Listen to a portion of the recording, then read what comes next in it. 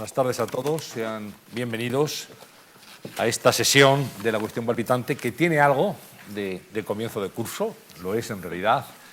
Es la primera sesión de nuestra segunda temporada de este formato en la Fundación Juan March.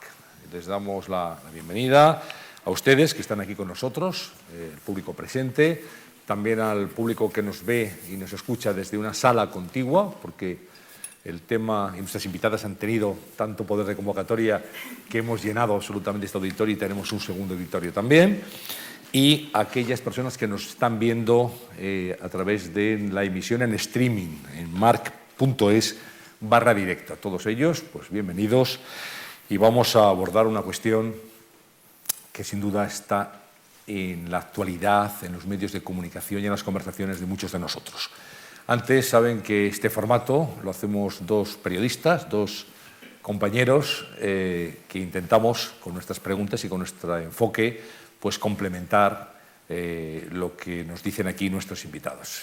Íñigo Alfonso, muy buenas tardes. ¿Qué tal? Un placer un año más compartir este formato contigo. Sí, gracias a la Fundación Juan March también por aquí la oportunidad. Estamos. Gracias a la Fundación. Gracias a nuestras invitadas y a todos ustedes. Bueno, saben que Íñigo Alfonso hace un formato Memorias aquí en la Fundación, que es un repaso a aquellas personalidades intelectuales que han estudiado y que se han formado a través de las becas de la Fundación Juan March. Así que ese formato y este es el que tiene a Íñigo como periodista y como protagonista también en este caso compartido.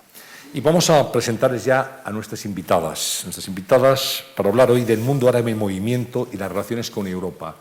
Es un tema absolutamente fascinante, absolutamente importante, hay que abordarlo desde muchos aspectos y siempre buscamos el rigor académico. Ana Planet, muy buenas tardes. Buenas tardes. Profesora Planet, que es profesora titular del Departamento de Estudios Árabes e Islámicos de la Universidad Autónoma de Madrid. Es codirectora del Taller de Estudios Internacionales Mediterráneos. Sus líneas de investigación son la sociología política del mundo árabe islámico, el Islam en Europa y el Islam en España. Ha publicado libros como Islam e Inmigración y muchísimos artículos y otras publicaciones y le damos la bienvenida. Muchas gracias. Buenas tardes. A pedirle luego que nos ayude a desentrañar todo este tema, sin duda complejo, pero muy, muy importante. Esperemos poder apuntar algunas líneas de interpretación. Bueno, gracias y gracias también, de una manera especial, a Ruth Ferrero Turrión. Ruth Ferrero es profesora de Ciencia Política y Estudios Europeos en la Universidad Complutense, investigadora asociada en el Instituto Complutense de Estudios Internacionales, donde dirige un diploma en Migraciones y Relaciones Internacionales. Es coeditora del portal Eurasian.es, forma parte del Grupo Independent Network for Labour, Migration and Integration, expert de la Organización Internacional de Migraciones y del Grupo de Investigaciones Complutense, GEMI, de Migraciones Internacionales. Bienvenido también, gracias, profesor Ferrero. Y bueno, vamos a comenzar hablando de algo que nos ha conmovido a todos, lo que está pasando, por ejemplo, en Siria. Estamos todos a veces con el corazón encogido cuando vemos las imágenes que nos hablan de un drama cotidiano, y Europa como tierra prometida, ¿no? Es un poco lo que estamos viendo, gente que huye de un estado en el que no puede vivir, de un país donde no puede estar, y que se lanza una aventura con riesgo muy importante, un riesgo para su vida, con su familia, con 4 enseres, con niños pequeños, con bebés, a la búsqueda de Europa, a la búsqueda de una vida mejor, ¿no? ¿Cómo podemos analizar todo esto? Sobre todo el origen de esa migración, de ese que es realmente dramático en este momento. A ver, el origen, lo que ahora mismo estamos llamando la crisis de refugiados sirios, es, digamos, el último episodio de un proceso que ya es largo, desgraciadamente, de 4 años. Son 4 años de guerra civil. Es fruto de una revuelta, de una primavera árabe específica dentro de ese país. Es un país extremadamente rico, diverso en población, con problemas políticos previos, evidentemente, a las revueltas. Una revuelta que se presenta inicialmente como una revuelta de democracia, de mayor libertad, y que, reprimida torpemente por el gobierno, produce, digamos, una una serie de reacciones de los propios opositores, una entrada en escena, desgraciadamente, y en tiempo muy corto, de grupos externos al país y el enquistamiento, también desgraciadamente en tiempo muy corto, de la violencia, no solamente en un territorio, sino prácticamente por la totalidad del territorio, ¿no? Lo que produce que inicialmente la gente pueda más o menos desplazarse dentro del país hasta que llega un momento que la situación se hace tan insegura, tan extremadamente difícil la vida cotidiana que, como bien apuntas, un número importante de sirios deciden salir por salvar la vida. Inicialmente a los países más cercanos. Lo que pasa es que los países más cercanos, Turquía, también hacia el sur, Líbano, por supuesto Jordania, llega un momento en que no son suficientes a la hora de acoger a esta gente que está saliendo, ¿no? Y desgraciadamente en los últimos meses el impacto nos viene directamente porque parece que efectivamente los sirios han desbordado las fronteras de los países cercanos y se están dirigiendo también hacia Europa. Sí, en línea con lo que decía Ana, efectivamente en los últimos meses lo que estamos viendo es que el muro de contención que era Turquía, en el caso de los migrantes, de los desplazados sirios, ha abierto las puertas. Tenemos que contextualizar esto en un momento de debilidad política de Erdogan, que era uno de los grandes abanderados de los campos de refugiados, de mantenimiento de los campos en Turquía, y que era el muro de contención hacia Europa en el momento, antes del verano. La debilidad provocada por procesos electorales que no le fueron demasiado bien ha hecho que esa posición se haya flexibilizado y haya permitido también la salida. Todo ello también acompañado con recorte de los fondos que ACNUR destinaba a los campos de refugiados. Las personas que llevan allí ya años han visto que no tenían un futuro y deciden intentar la aventura europea. Usted que ha mencionado Turquía, luego hablaremos más bien del fenómeno y del enfoque europeo, pero en todo caso, esta misma semana, ayer, Angela Merkel estaba en Turquía, se estaba reuniendo con Erdogan. Hemos visto cómo el Consejo Europeo hace apenas 2 días enfocaba el problema en Turquía, ofrece 3.000 millones de euros para poner en marcha esos nuevos campos de refugiados, una agilización de los visados, incluso retomar el proceso de adhesión a la Unión Europea, que está paralizado también por las reticencias alemanas desde 2004. Yo le quiero preguntar, ¿cree usted que ese enfoque es el adecuado? Es decir, ¿Turquía es en estos momentos la tabla de salvación de Europa en este problema? Turquía es la estrategia política que se está siguiendo ahora mismo, fundamentalmente desde Alemania hacia Turquía, poniéndolo como muro de contención, es un eslabón más de la cadena de externalización en el control fronterizo europeo. Ya lo hemos visto en Marruecos, lo hemos visto en Argelia, tenemos campos de migrantes en ambos países, y Turquía es un eslabón más. La posición alemana, el problema es que discrepa mucho de la adoptada en anteriores negociaciones, y cuando ha habido una reforma, además de la legislación europea, según la cual tiene que haber unanimidad tiene que haber un referéndum en cada país, en cada Estado miembro, para que los Estados sean admitidos. No va a ser solo suficiente la unanimidad, sino que a petición de Francia, fundamentalmente, se tiene que hacer referéndums nacionales en los que salga el sí, y eso lleva a la unanimidad en el Consejo, y por lo tanto Turquía pudiera adherirse. El caso de la posición que ha tomado Merkel, lo que ha hecho es fundamentalmente 2 cosas. Una, reforzar la posición de Erdogan a nivel político. En 2 semanas hay En 2 semanas hay elecciones, por lo tanto estamos en un mes electoral. Refuerza la imagen de la foto de Angela Merkel con Erdogan, la posición política de Erdogan. Eso por un lado, y por otro lado hace que el entorno más cercano a Merkel se tranquilice. También en las últimas semanas hemos visto cómo ha habido discrepancias internas dentro de los cuadros medios del partido de Angela Merkel, que no estaban de acuerdo con la posición adoptada por la canciller en el campo de los refugiados, ¿no? Cuando dice vamos a abrir las fronteras a los refugiados sirios, solo sirios, por cierto, no entran otros refugiados que vienen de otros países, como puede ser Eritrea, Irak o Afganistán, por ejemplo, y además lo hace sin consensuarlo con el resto de socios europeos. A nosotros nos puede parecer una gran idea que Angela Merkel tome las riendas políticas de Europa. Una vez más. Una vez más, esta vez además diciendo este es el gran reto europeo, por encima de la crisis del euro, por encima de por encima de la crisis griega. Esto es lo que va a hacer que Europa o se desintegre o se integre políticamente aún más. Pero lo hace sin el consentimiento, sin el consenso del resto de los socios europeos y se carga directamente de un plumazo el régimen de Dublín. Que yo no digo que esté bien, pero esto hay que consensuarlo porque de eso van los procedimientos europeos. Por lo tanto, eso es lo que había que haber puesto encima de la mesa y esto no se pone habitualmente encima de la mesa. Profesora Planet. Es que además, en el caso de Turquía, claro, estamos a 2 semanas de elecciones y sacamos una lección muy clara de los últimos meses, ¿no? Está el atentado de Ankara, desgraciado, hace unas semanas.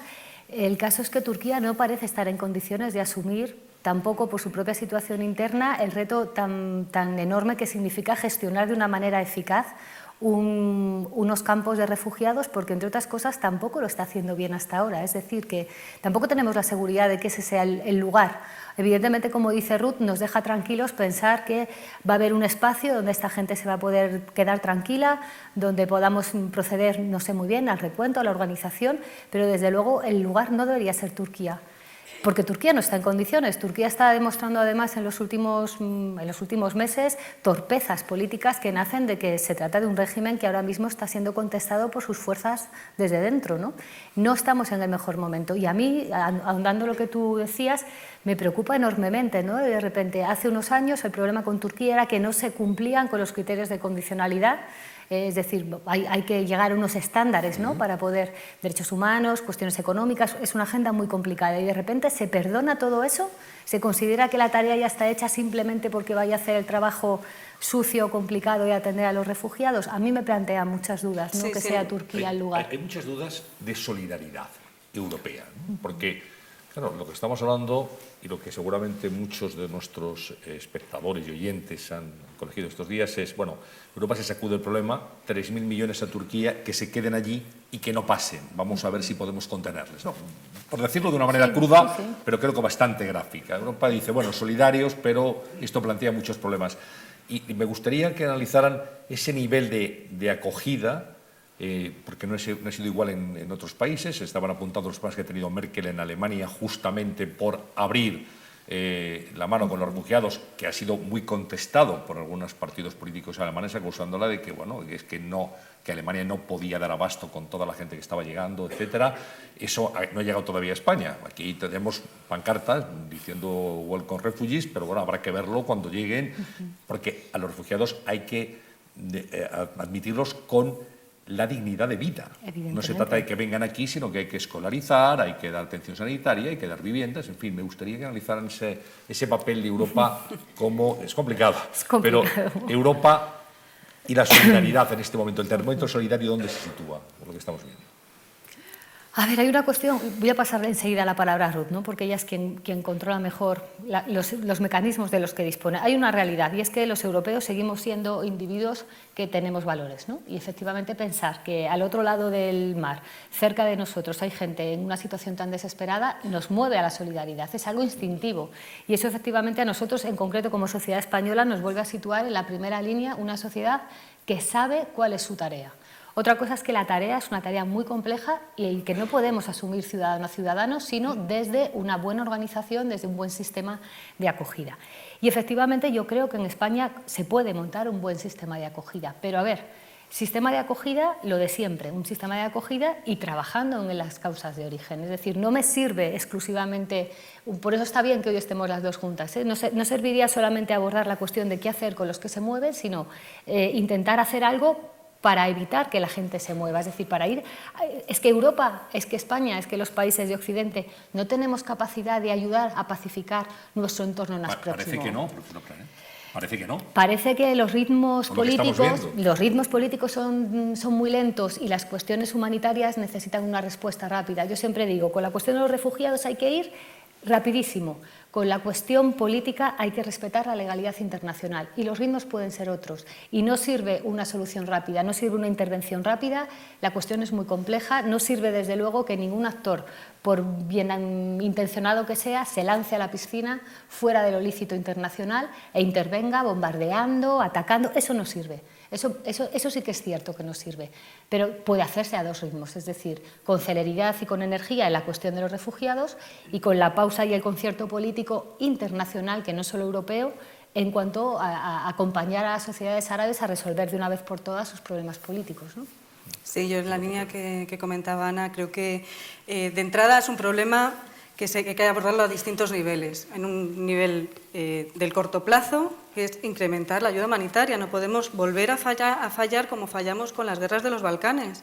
Hay que hacer una ayuda humanitaria ágil, eficaz, directa, y ahí tienen que involucrarse los gobiernos, los Estados miembros de la Unión Europea. Eso por un lado, eso es indiscutible. Y ahí estamos fallando, ahí todavía no hay ninguna acción inmediata que haya solventado esa cuestión. En segundo término, tenemos que saber que esta crisis no se va a resolver Estado a Estado, tiene que ser una solución europea. Tiene que tomarse decisiones coordinadas en todos los territorios por igual. Esto es uno de los fallos que tiene el régimen de Dublín, que simplemente se fijaba el fracasado, el muerto, el naufragado.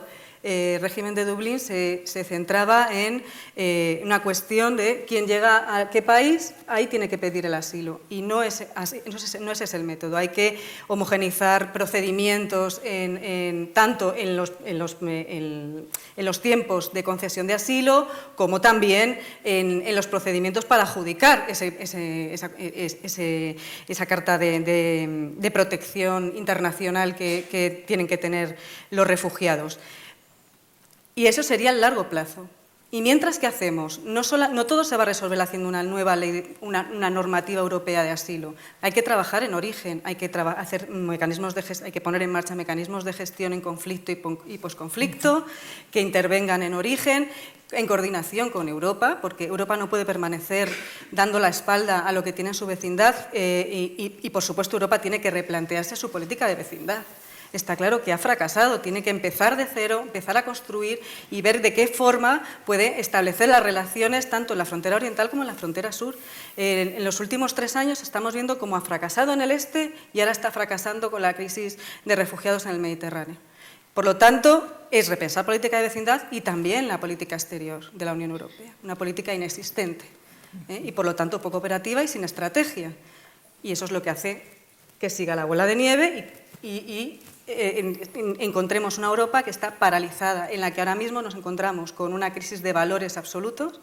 Los grandes pilares de la Unión Europea, que eran en origen la paz, la solidaridad, etcétera, etcétera, la defensa de los derechos humanos, en algún momento yo he escuchado aquello de, bueno, Europa ya ha cumplido con estos principios, estos valores, esto ya está conseguido. Ya, pero a ver, es que más allá también tendrá que defender esos valores. Y también pongo en duda que eso esté totalmente controlado dentro del territorio de la Unión Europea, como estamos viendo en Hungría o como estamos viendo en Calais. No querría yo tampoco cargar solo las tintas en los países del este, sino también vamos a mirarnos un poquito a los países de la Unión Europea 15, que tenemos mucho sobre lo que reflexionar. Por terminar esta idea que ustedes dos han mencionado, los países europeos mediterráneos han denunciado la respuesta que se está dando a este fenómeno digámoslo, el fenómeno de los refugiados, con un reparto de cuotas concretas de refugiados como si el problema no fuera a durar más tiempo, ¿no? Y el gobierno español, el italiano, está diciendo hay que trabajar en origen. Y el gobierno español incluso dice nuestra experiencia en Senegal puede ser útil para formalizar o para dar una idea a la Unión Europea de cómo trabajar con países como Siria. Pero Senegal y Siria no se parecen en nada. Hay una guerra en estos momentos e incluso hay una posición tan errática de Europa como que Al-Assad era un enemigo y ahora ya, según el último Consejo de Ministros de la Unión Europea, es parte de la solución y se quiere hablar con él. ¿Ustedes creen que España puede aportar algo concreto al enfoque de esta crisis de refugiados? Yo creo que...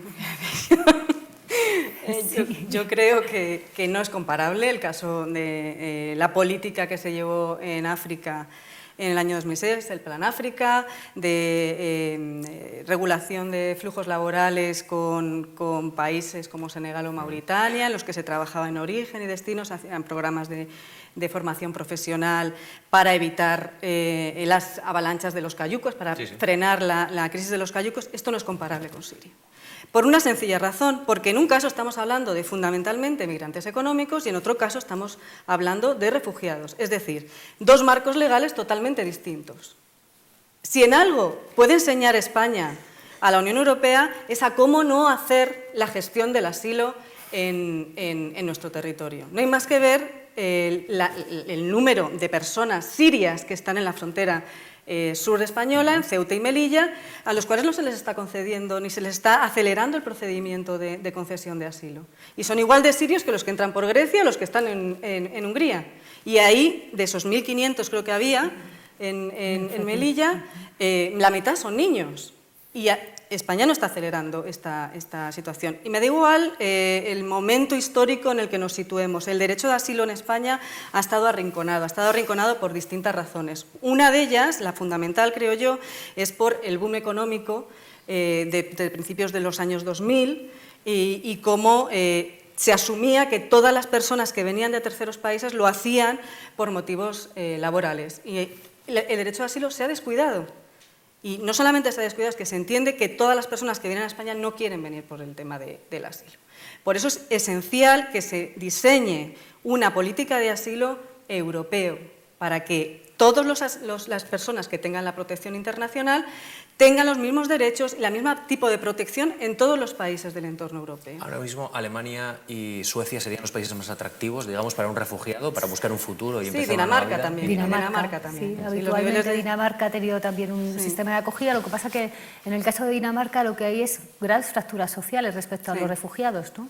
Y también es cierto que Dinamarca ya se llevó su parte en los años 90 de la gente que venía de los primeros momentos malos en Afganistán, ya se llevó su parte de otros conflictos también de origen en el centro de Asia, de manera que podríamos decir que la sociedad danesa no está ahora mismo en una actitud abierta en la cuestión de los asilados, como sí lo estuvo en su momento, ¿no? Es que, bueno, es verdad que en Europa la situación de refugio es muy distinta, se percibe de un modo muy diferente.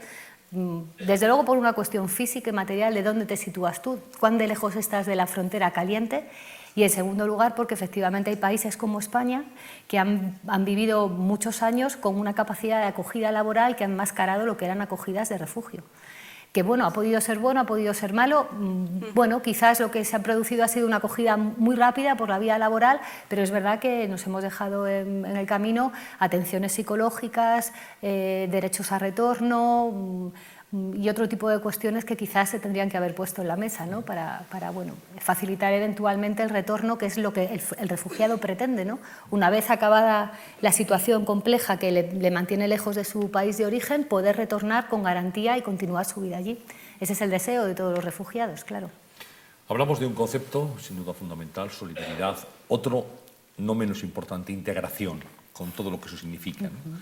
Y la pregunta, bueno, esto es un problema para Europa también. ¿Cómo integrar a estos nuevos europeos, a estos refugiados que llegan a vivir a Europa con una cultura distinta, con una forma de entender la vida, la religión, su tradición es diferente? ¿Cómo integrarlo de una manera efectiva? ¿Cómo conseguir la convivencia? ¿Y cómo evitar ese gran problema que creo que apuntaba antes Ruth, que es el auge de la xenofobia, que es algo muy preocupante que estamos viendo en algunos países, ¿no? De una manera, en fin, primero larvada y ahora de una manera más evidente. Yo quiero dar un dato que he visto, me lo dijo ayer un amigo, que lo había visto en The Economist. Salía un dato, ¿no? De 750.000 refugiados que han entrado en Estados Unidos, por poner un ejemplo, fuera de Europa, desde el 11 de septiembre, solamente 2 han sido acusados de terrorismo en Estados Unidos. Quiero decir con esto que la alarma social que se ha generado, además indistintamente por las distintas fuerzas políticas, da igual el signo ideológico, de cuidado porque en los flujos de desplazados vamos a incorporar o potencialmente se pueden incorporar terroristas yihadistas, porque si yo fuera el ISIS pues los mandaría a todos juntos, porque ahora es la manera de entrar y entonces así ya los tenemos situados. Bueno, esto es falaz, yo creo que es un argumento que hay que desmontar. Esto no es cierto. bajo ningún punto de vista. Lo que estamos viendo son familias, en un 80%, y no sé si me quedo corta, son todos demandantes solventes de asilo y protección internacional, y el resto son migrantes económicos, los cuales ya conocemos que suelen ser varones solos, en fin, de edades medias, etcétera, etcétera. En cuanto al tema de la integración, es cierto que hay que hacer un planteamiento a nivel europeo también, porque allí donde hemos visto experiencias de procesos de integración con población musulmana, Ana también conoce muy bien este tema, en Centro Europa, incluso con unas buenas dotaciones económicas, con unos buenos programas de integración, los problemas de xenofobia siguen existiendo e incluso los estamos viendo cada día. El caso alemán es más peculiar porque tenemos la brecha este-oeste, pero en otros países de Centro Europa, donde sí que se ha aplicado unas buenas políticas de integración, aparentemente programadas, con programas de integración laboral, de apoyo psicológico, de vivienda, etcétera, etcétera, incluso en ese caso ha habido problemas. De todas maneras, en el caso español tenemos que ser realistas. A ver, lo que estamos admitiendo ahora mismo son 17.000 personas. Esto no llena el Bernabéu. Entonces, y esas personas no van a venir en diciembre, van a venir a lo largo de 2 años. Es que si echamos cuentas y dividimos esas 17.000 personas entre todas las provincias, entre las grandes ciudades, etcétera, etcétera, es que tocamos a cuarto y medio. Es que es algo que tenemos que enfocarlo desde este punto de vista. En todo caso, un tema que es esencial también es cómo se va a hacer ese reparto. Porque al final lo que estamos viendo es que es como una especie de, creo que era CEAR, sacó un spot en YouTube haciendo como un mercadeo de refugiados, ¿no? Bueno, hay que contar también con la opinión de estas personas, dónde quieren ir, dónde tienen sus redes de apoyo social, dónde tienen sus familiares. Es decir, la gente no va a los sitios de manera neutra y pues me da igual aquí que allí, no, ellos saben dónde quieren ir, dónde tienen esas redes de apoyo que, como todo el mundo, las necesitamos. Nosotros vivimos aquí, necesitamos que alguien nos eche una mano, tiramos de nuestras redes familiares, de nuestras redes sociales, de las amistades. Pues lo mismo sucede con estas personas que llegan. Entonces, como antes ha dicho Ana también, yo creo que las soluciones individuales de yo ofrezco mi casa para que venga una familia siria o yo quiero coger unos cuantos niños no sirven. Tiene que ser algo mucho más coordinado a nivel europeo, a nivel estatal y a nivel municipal. La idea de las ciudades de refugio es una buena idea, pero desde mi punto de vista yo creo que tendría que ser dentro, o se tendría que gestar o se tendría que articular, mejor dicho, dentro de la red de la CEM. De la red que existe institucionalizada para ello, porque no puede ser que unas organicen y otras no organicen, en fin, estamos un poco en lo mismo, ¿no? Hay que tomar decisiones consensuadas. Y yo creo, también apuntando a lo que decía Ruth, ¿no? Y entendiendo muy bien lo que apuntabas, ¿no? De la desconfianza, del miedo, del susto que tenemos. Tenemos una solidaridad enorme, se nos parte el corazón de pensar. Además, en este país tenemos una cierta tradición, ¿no? Después de una guerra tener que salir andando a buscar otros lugares o en barco, ¿no? O sea, no somos el primer país al que le sucede una guerra civil en el que se expulsa a una parte de la población porque no se encuentran cómodos en su lugar. Pero una vez entendiendo ese momento de solidaridad, ese momento, claro que hay que escuchar los miedos que tiene la sociedad. ¿En qué residen esos? ¿Cuál es la base de esos miedos? Esos miedos al Islam, esos miedos a las identidades, esos miedos a que la gente que pueda venir traiga valores diferentes, que en un momento dado puedan entrar, digamos, en lucha o puedan provocar problemas de convivencia.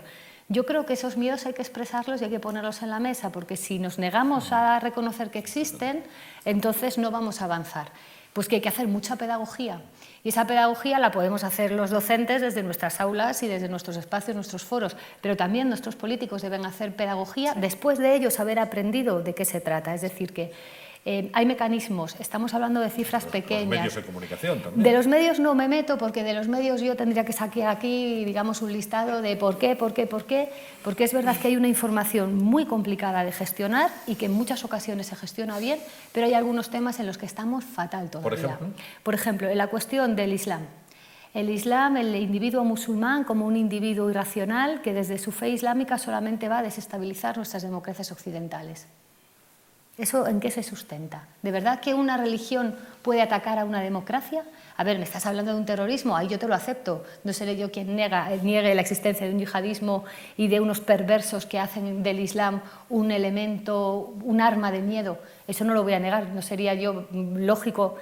Pero los individuos musulmanes, los ciudadanos de bien, porque recen a un Dios o recen a otro Dios, no se convierten en personas que no sepan vivir en democracia. Es que incluso el Islam político que tanto miedo nos daba, nos está dando ejemplos dentro de algunos países árabes de que efectivamente se puede vivir en democracia.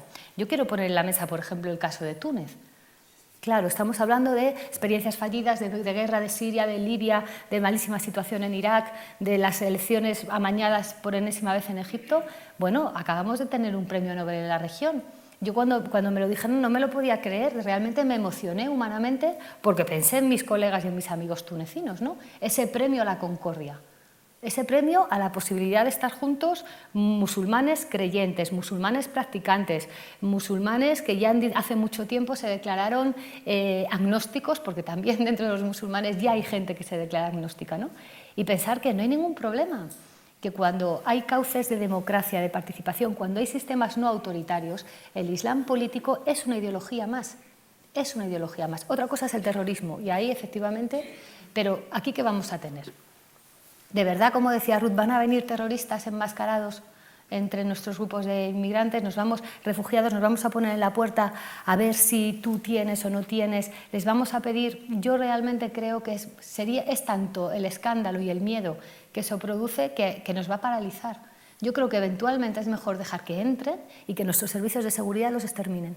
Realmente, antes de poner la duda en la puerta, ¿no? A gente que viene y que no viene de un camino fácil, ni de una trayectoria corta, ni huyendo de nada fácil. Pero es curioso que haya expresado estas dudas también hasta algún obispo de la Comunidad Episcopal Española.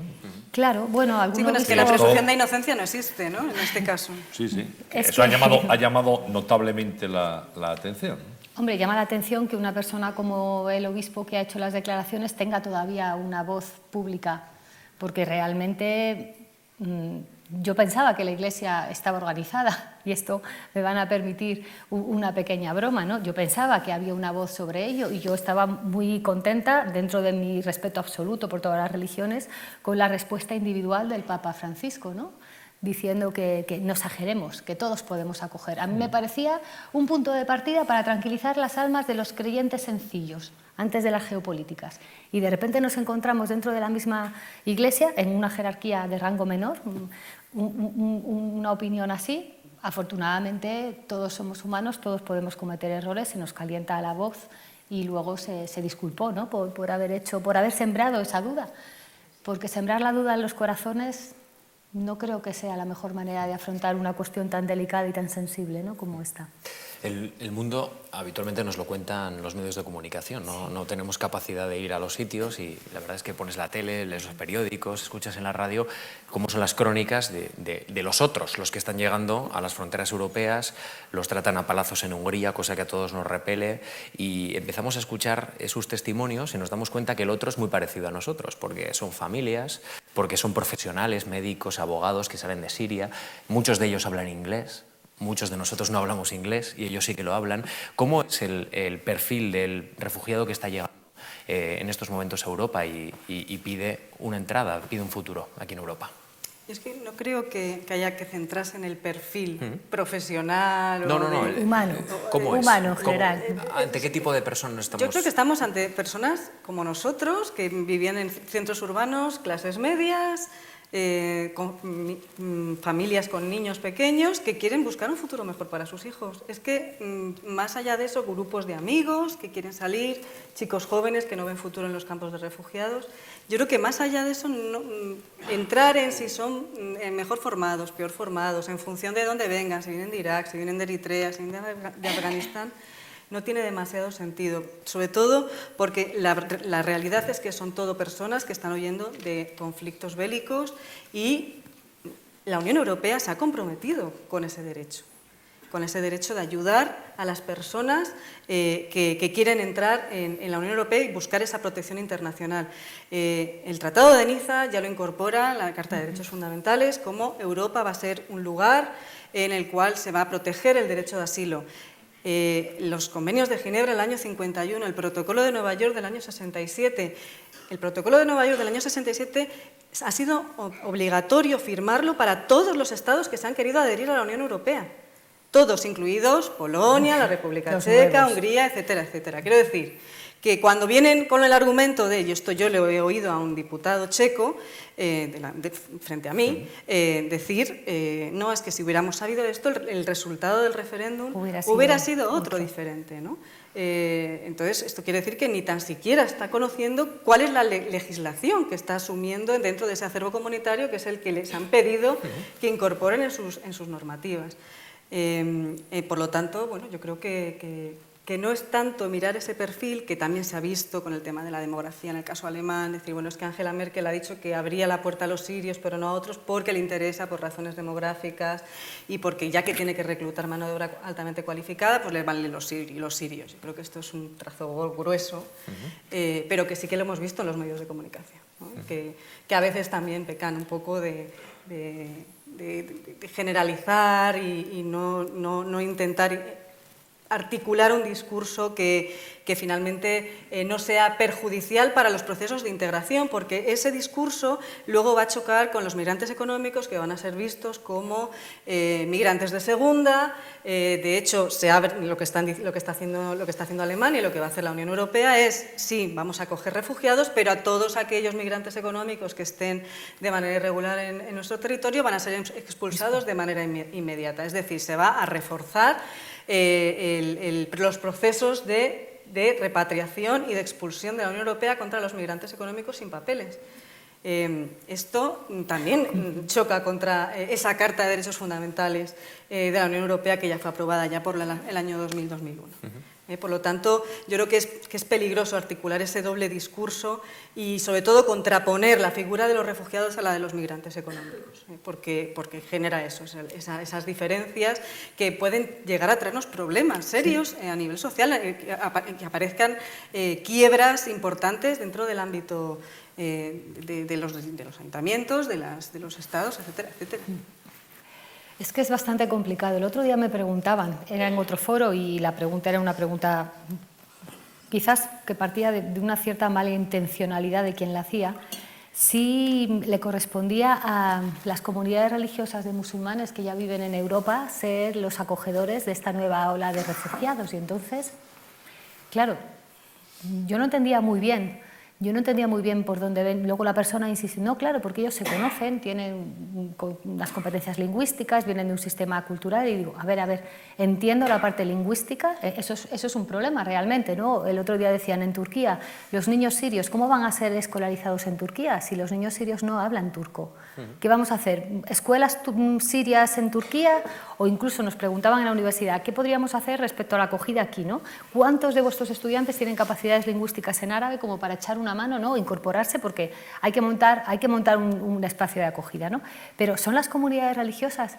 ¿De verdad queremos dejar a la gente que llegue dentro de un gueto, obligar a los que ya están aquí a recibir de una manera un poco forzada a quien venga? Como decía Ruth, son personas que saben por qué están viniendo a Europa. Están viniendo a Europa porque donde estaban no estaban bien, porque efectivamente el momento de tránsito en otros campos no ha resultado exitoso, la situación es muy difícil y, bueno, se animan, porque tienen recursos también para hacerlos, a lanzarse hacia Europa. Y ellos saben dónde quieren llegar, saben si quieren llegar a Alemania, saben que si quieren ir a Francia, saben los que quieren venir a España, tienen muy claro que quieren venir a España.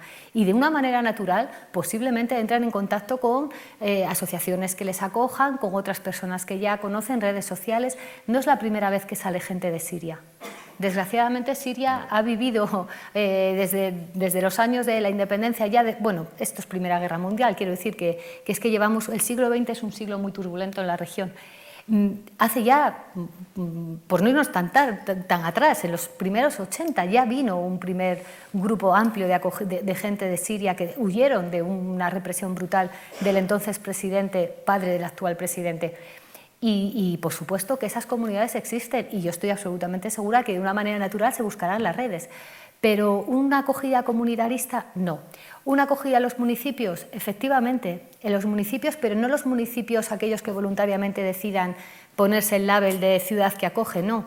Tenemos nuestros organismos, tenemos nuestras instituciones y tenemos muy bien engrasado el proceso de toma de decisiones. Yo creo que en España estamos preparados. Se necesita la voluntad política y los recursos y, sobre todo, en paralelo, explicar a la ciudadanía por qué estamos haciendo esto.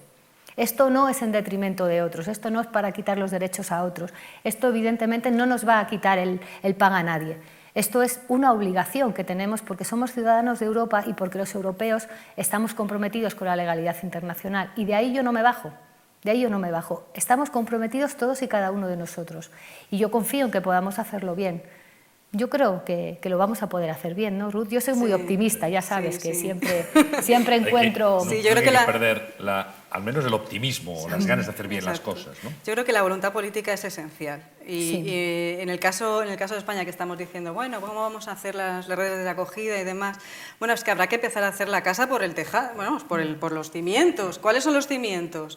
Pues de entrada, por ejemplo, haber aprobado el reglamento de asilo, que llevamos con la ley de asilo desde el año 2009 y todavía no tenemos aprobado por el Parlamento el reglamento de asilo, que ya, la última vez que pasó fue en el 2013 por el Congreso.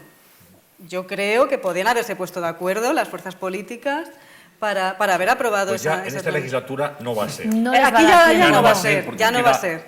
Queda una sesión. Eso lo sabes bien, que dentro de nada... Entonces, cualquier otra cosa que se diga al respecto, dices, bueno, sí, pero es que lo primero que tenías que haber hecho, no lo has hecho. Hay dos cuestiones que han salido aquí en el coloquio que me parecen muy interesantes y me gustaría aterrizar para que las analizaran. Una apuntaba la profesora Planet, y es que hay que actuar no solamente aquí, cuando viene en Europa, hay que actuar allí, en origen. Esto es muy importante. Y otra que apuntaba Íñigo también, es decir, bueno, Europa no sabe bien qué hacer con Bashar al-Assad. Es solución, es problema. En fin, la forma de actuar, hablaba de Hafez al-Assad hace un momento, de su hijo, pues es perfectamente descriptible en cuanto a los derechos humanos se refiere, ¿no?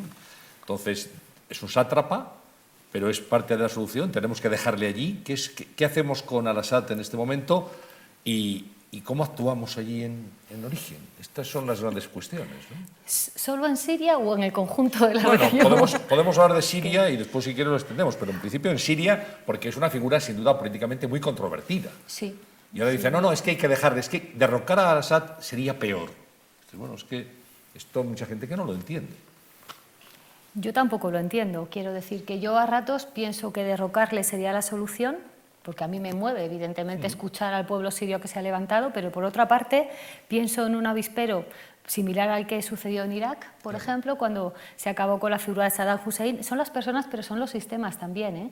Y bueno, la gente que conoce más la cuestión siria, yo no soy especialista en absoluto, habla muy claramente de él como persona y su grupo más próximo, pero luego, digamos, un segundo círculo del poder, que es donde estaría la complejidad real, ¿no? O sea, no sería tanto su camarilla y él, sino un segundo. A ver, yo desmontar sin tener una solución me parece un suicidio político, realmente. Por mucho que me resulte desagradable el personaje y por mucho que me duela el alma cuando veo cómo se podía haber resuelto lo que era una revuelta popular, una revuelta con unas bases, digamos, complicada de solucionar, pero con unas demandas que realmente podían haber sido escuchadas, ¿no? Ese momento en el que no se escuche, comienza la represión, esa oportunidad de hacer un consejo en el que se sumaran todas las fuerzas, esos intelectuales que alzaron la voz, que se remangaron las mangas y que salieron a primera línea diciendo los sirios podemos sacar adelante un proyecto autónomo. Estoy pensando en un colega al que aprecio enormemente, Burja Ghaliun, y que se lo quitaron de en medio, o sea, le dijeron no, un profesor de sociología, y él tenía una propuesta, y como él, mucha gente, ¿no? Ahora mismo, no habiendo pasado ya eso, no habiendo en ese primer año tenido esa reacción, ¿qué hacemos ahora? ¿Acabamos con él? ¿Y a quién ponemos? Yo realmente me levanto con la duda, ¿eh? A veces oigo, digo, acabar con él, y a veces oigo, digo, no, trabajar con él, pacificar el territorio dentro de la legalidad internacional, por favor, no queremos espontáneos. No queremos espontáneos, no se puede permitir que entren espontáneos en Siria, porque estamos montando una guerra mundial. Ahí está Rusia. Está Rusia como espontánea, le mueve. Bueno, hay colegas míos que no se creen que Rusia sea altruista, yo tampoco me lo creo, evidentemente, teniendo en cuenta el largo historial de participación en la región. Hablo de un siglo, podríamos retrotraernos incluso más, pero realmente no se puede actuar fuera de la legalidad internacional. Hay que ir despacio y hay que ir de la mano y hay que ir con todos en concierto.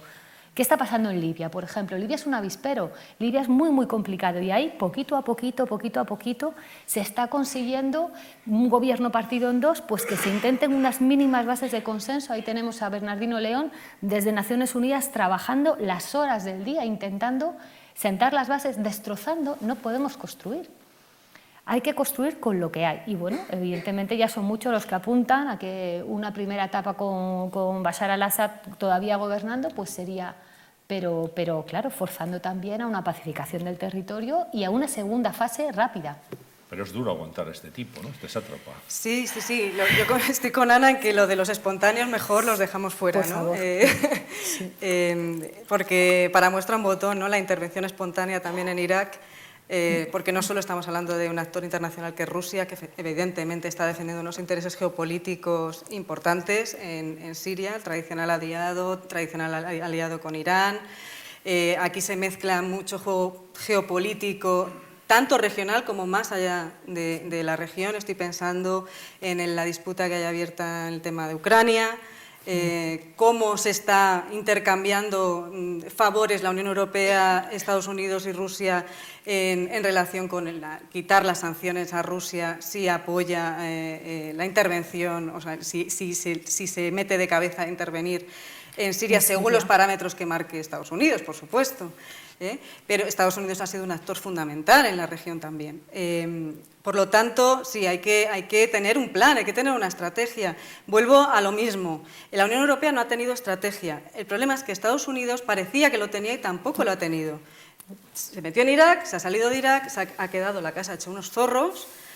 Tenemos un Estado Islámico que se ha ido territorializando, algo que antes no era así. Y ahora tenemos un problema en el cual hay unas relaciones de amistad muy subgéneris. Tenemos a los kurdos que se llevan bien con Estados Unidos, pero se llevan mal con Turquía, que sí se lleva bien con Estados Unidos.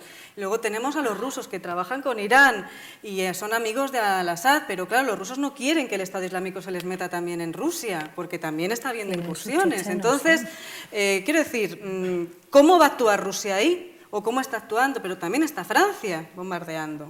Estados Unidos lleva interviniendo en la región también un tiempo. Es verdad que no tanto, o no se ha metido tanto como los rebeldes sirios hubieran querido, ¿no? Aquellas famosas líneas rojas de la guerra química, ¿no? En las que al final Obama decidió no intervenir.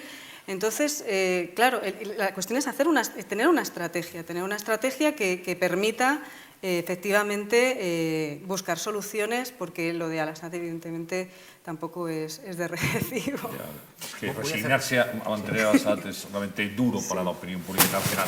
Sí, llegados a este punto, yo quería que de la tablet de Íñigo salgan las preguntas que han llegado de aquellas personas que, sabiendo que se celebraba este coloquio, han dejado sus dudas. A través de march.es. Sí, Antonio Arribas, de Madrid, ve exactamente cómo es el ciclo que hemos preparado y la propuesta que hemos preparado, el mundo árabe en movimiento, y se pregunta, ¿el mundo árabe a dónde va? Entiendo yo que esto es una generalidad en sí misma, pero yo añado, en cierta forma, se abrió una esperanza de democratización con las primaveras árabes y una sensación de que algo se movía. Y ahora, ¿a dónde va el mundo árabe? Que parece que ese movimiento ha naufragado. No sé si ustedes estarán de acuerdo o está latente. En fin, ustedes aquí pueden poner la puntualización necesaria. Estás bien, Ana. Estás muy entera. Bueno, no entera. A ver, el mundo árabe, las primaveras árabes, el otoño islamista, en fin, son casi... A mí me parece que el mundo árabe va a un segundo momento importante de su historia, ¿no? Realmente estamos en un momento fundacional. ¿Qué ha pasado con las primaveras árabes? Que somos unos acelerados. Pensábamos que cualquier acción política iba a tener, de las sociedades civiles, de las sociedades árabes que se movían en ese momento, iba a tener como resultado, en un tiempo prudencial, 5 o 7 años, un proceso de democratización plena en todos y cada uno de los estados. Y es que el mundo árabe no existe como tal. Son diferentes estados con una historia particular, oportunidades políticas, un tipo de oposición, un tipo de gobierno y según cada uno ha salido, cada uno va avanzando. ¿Hay avances? ¿Hay momentos, digamos, en los que podamos ser optimistas? Claro que hay avances en algunos. A mí me gustaría mucho que el balance ahora mismo fuera un balance mucho más positivo que negativo y desgraciadamente tenemos un conflicto muy serio que hace casi que la balanza se inclina hacia lo negativo, pero claro que hay avances. ¿Qué hay avances? Particularmente de algunos estados en los que se van consiguiendo consensos interiores, algunos estados en los que efectivamente las primaveras árabes han forzado reformas institucionales, curiosamente las monarquías, ¿no? Las monarquías, estas que decimos basadas en el parentesco, ¿no? Desde el punto de vista de la sociología política, Marruecos, los países del Golfo, bueno, pues se han metido en procesos de reformas, algunas más profundas, otras menos profundas, no todo hacia adelante, porque luego hay pasitos hacia atrás. Ahora mismo estamos sufriendo los que estamos próximos a Marruecos, la huelga de hambre de Matin Mojib, un profesor de historia que se ha declarado en huelga de hambre porque no le permiten viajar a defender sus posiciones, un historiador, no estamos hablando de una persona teóricamente que pudiera amenazar al régimen, y ahí estamos ante un episodio difícil, pero tenemos la experiencia, por ejemplo, actual de Túnez, que nos llena de esperanza, aunque también los atentados de este verano nos hacen pensar que no es un camino fácil, ¿no? Porque, claro, hay un ambiente de inseguridad y efectivamente en ese ambiente de inseguridad pues en cualquier momento algo te puede sacar de tu camino, pero aún así la sociedad tunecina sigue apostando por una construcción estatal. Tenemos el caso de Libia, no se va a resolver de un día a otro. Libia nunca se ha resuelto como Estado. Libia es un Estado fallido en la medida en que seguimos pensando en una Libia cuando Libia son 3 regiones tan distintas, pero bueno, algo se está avanzando, es decir, que si vamos lugar a lugar, el balance final todavía estaríamos por debajo del 50% de éxitos, pero bueno, a mí me gustaría pensar de aquí a 10 años vista y sobre todo escuchar a los árabes, ¿no? Escuchar cómo sienten ellos su momento actual, ¿no? Hasta dónde se ha llegado y qué cosas piensan que tienen que seguir haciendo, ¿no? Las nuevas generaciones, en un contexto de crisis económica también, que eso efectivamente salir a una revolución con las cosas económicas no resueltas es muy complicado, es más fácil hacer una revolución cuando hay recursos para ello que cuando no, pero yo sigo siendo, pese a todo, no optimista ciegamente, pero sí esperanzada. No sé si quiere añadir usted. Yo poca cosa, lo único que creo que otra pregunta sería ¿hacia dónde va Europa? Que estaba pensando. Eso daría para se la devolvería. ¿Hacia dónde va Europa? Sí, que eso es lo no que... sé si habrá caminos convergentes entre el mundo árabe y el mundo europeo. Pues ¿Cree no usted? lo sé, no si lo no sé. los hay, habría que buscarlos. Habrá que buscar las vías de entablar diálogos, por lo menos, ¿no? Sí. Pero creo que es hacia dónde va Europa, qué valores queremos mantener, si van a ser unos de mínimos o vamos a ir a por los de máximos. Pero por lo menos estar todos de acuerdo, tendríamos que ponerlo encima de la mesa. Y Ana Retuerto se pregunta, esto no sé si también es una pregunta especial para la profesora Planet, si al-Sisi puede ser, digámoslo así, con todas las cautelas, lo que busca Occidente para Siria. Es decir, un líder que le dé la seguridad a los países europeos de que tiene controlado una zona estratégicamente complicada y sin embargo, no garantice ningún tipo de avance, ¿no?, en la democratización del país. Hombre, eso sería lo que dice Ruth, si vamos a máximos o vamos a mínimos. Quiero decir, si vamos a máximos promoviendo democracia dentro y fuera de nuestras fronteras o si vamos a mínimos, y en ese sentido, claro, así sí ya nos sirve, ¿no? Una zona tan estratégica como es Egipto, con su canal, con la cuestión de Palestina, en fin, más o menos controlada por un sistema como el que actualmente está gobernando, con una población civil completamente desenganchada de los procesos electorales. Hombre, te desenganchas. Cuando llevas 7 procesos electorales en apenas 3 años, dices, bueno, ¿y esto qué, para qué es, no? Sí, eso sería, digamos, lo más fácil para Europa y para el mundo, ¿no? Decir, bueno, una vez más, dejemos que en el mundo árabe se instalen autoritarismos colaboracionistas con Occidente, que mantengan a sus poblaciones controladas en el territorio, dentro de unos estándares en los que los derechos humanos apenas se sostengan ni siquiera en el papel, porque ni siquiera en el papel se están sosteniendo. Hombre, pero si llegamos al siglo XXI con esas aspiraciones tan pobres, es que Europa efectivamente se ha perdido, ¿no? Porque yo me crié con la idea de que Europa se estaba construyendo como democracia y que nuestra tarea en el mundo éramos los de superpoderes con la democracia, es decir, que teníamos realmente capacidad para ilustrar al mundo, ¿no? Y bueno, pues yo creo que la capacidad existe, lo que pasa es que hay que invertir en ello también, ¿no? Sí, yo creo que eso sería que prevaleciera la estabilidad regional sobre los valores, sería una renuncia a los propios valores europeos y sería el fin de Europa como la conocemos. Y si no tenemos los valores que siempre hemos puesto por delante, es decir, nosotros creemos en la paz, creemos en los derechos humanos, creemos en la solidaridad, no somos como X, ¿no? Que ellos no creen en esto, son individualistas, no consideran que hay que hacer una defensa de los derechos humanos, bueno, pues entonces, ¿en qué nos diferenciamos de otras potencias, ¿no? No tenemos algo que nos haga distintivos. Somos más de lo mismo y, bueno, sería cuestión de asumirlo, que eso es otra posibilidad, ¿no? Sí, 600.000 personas han llegado este año a las puertas de Europa y ahora entra el frío invierno, ya hemos empezado a leer las crónicas del frío que hace en toda Europa, no van a aparecer más, pero en primavera, entiendo, volverán. La respuesta que se ha dado es puramente coyuntural, ustedes aquí han reclamado una respuesta estructural, pero en primavera, ¿qué va a pasar? Ya sé que esto a dos personas que vienen de la ciencia política no se les puede pedir milagros, no se puede pedir que saquen una bola de cristal, pero vamos a intentar proyectar esta crisis de refugiados. ¿La tendremos a la vuelta de la esquina en primavera? ¿Creéis que sí? ¿No? ¿Qué creen ustedes? Yo creo que todavía la tenemos, no se va a parar. Has dicho 600.000 personas. Sí. En Alemania, solo en este mes, 167.000 personas han entrado. Es igual el mismo número que todo el número que entró en el año pasado, en el 2014. Merkel decía 800.000 este año. Creo que ya hay un informe oficial que se ha filtrado que ya va por 1,5 millones. No se va a frenar. Lo único que tenemos que ver cómo Europa actúa, y no de manera abstracta, materialmente. Nos hemos encontrado con el cuello de botella de Balcanes, que no lo hemos sacado aquí, pero al igual que Turquía, son países que van a tener que aproximarse o buscar una relación o acelerar el proceso de incorporación a las instituciones europeas. Tú no puedes calmar a los gobiernos de Serbia y Macedonia dándoles 1,5 millones de euros para hacer ayuda humanitaria de las personas que se están asentando ahí. Eso es que es un chiste, de muy mal gusto además. ¿Qué sucede con Eslovenia? Dice, yo solo voy a admitir 2.500 refugiados al día. Croacia dice, bueno, yo 5.000. Entonces, ¿qué tenemos? Otro tapón en la frontera entre Eslovenia y Croacia. ¿Cuál es el siguiente eslabón? Es que luego ya vamos a Alemania, luego decimos lo de Hungría, que se ha blindado.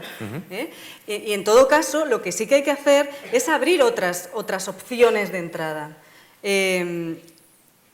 Yo le decía antes a Ana que me gustaba esa metáfora de las fronteras de papel, ¿no? Del papel, porque lo que tenemos ahora mismo son esas grandes fronteras del papel. ¿Por qué no se pueden abrir oficinas consulares ad hoc o representaciones diplomáticas en las cuales se puedan pedir visados humanitarios en origen? ¿Por qué no se intentan abrir corredores humanitarios en Siria antes de que Francia mande a sus drones a bombardear? Porque hablamos de Rusia, pero es que está Francia también. Nadie se ha preocupado por intentar abrir esos corredores humanitarios para sacar antes a la población civil antes de llevar a cabo una intervención militar. ¿Por qué no se ha llegado a un acuerdo en un embargo de armas para todos los contendientes en la región? Quiero decir, hay mecanismos que ya existen en la normativa que pueden paliar esta crisis humanitaria. Es cierto que ahora llega el crudo invierno centroeuropeo y va a ser un problema muy serio, porque las organizaciones sociales y las ACNUR, etcétera, etcétera, no tienen suficientes recursos para atender a tanta gente. Y hace mucho frío en los Balcanes. Quiero decir que esto es como para plantearse que no se va a detener el flujo, pero es que además se va a agravar la situación de estas personas en los campamentos. Por lo tanto, yo creo que la Unión Europea lo que debería hacer es recurrir a los elementos normativos que ya existen, ponerlos en marcha y al mismo tiempo, en paralelo, trabajar en el medio y largo plazo, en esa reforma del asilo de la Unión Europea, pero sin olvidar que ya tiene otros mecanismos que pueden utilizar, por ejemplo, la Directiva de Protección Temporal, que ya se utilizó en los Balcanes y que se demostró una herramienta útil. Muy ágil, además. Y muy ágil, y que puede ser eficaz para sacar a esa gente del atolladero. Pero, de entrada, quitar esa frontera de los papeles, ya que la otra es más complicado, porque parece que todo el mundo gana poniendo vallas y poniendo concertinas.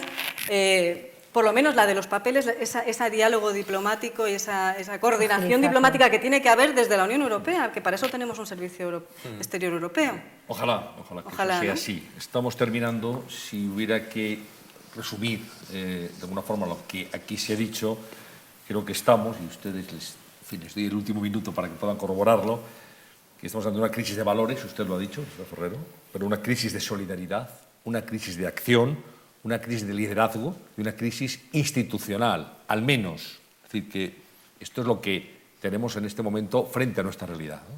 Ana Planet. Efectivamente, y yo creo que hay una oportunidad de agilizar los procedimientos, una oportunidad de mostrarse europeos con todo lo que esto significa, una oportunidad de enseñar a los recién llegados al club que esto es lo que nosotros somos, una oportunidad de demostrar cuán de generosos y cuán de solidarios somos los europeos, no porque nos salga gratis, sino porque en esto nos va nuestro futuro como gran nación, si nos queremos leer como gran nación, y desde luego una oportunidad con la historia de que cuando esto se narre dentro de 20, dentro de 30 años, podamos decir que de la crisis salió una oportunidad de una Europa reforzada, pero efectivamente de una Europa concertada dentro de los diferentes elementos. Sí, yo creo que tenemos que verlo como una oportunidad para una reconstrucción de Europa, de esa Europa que queremos, que tanto tiempo mucha gente hemos dicho necesitamos construir más Europa, pero otra Europa también, ¿no?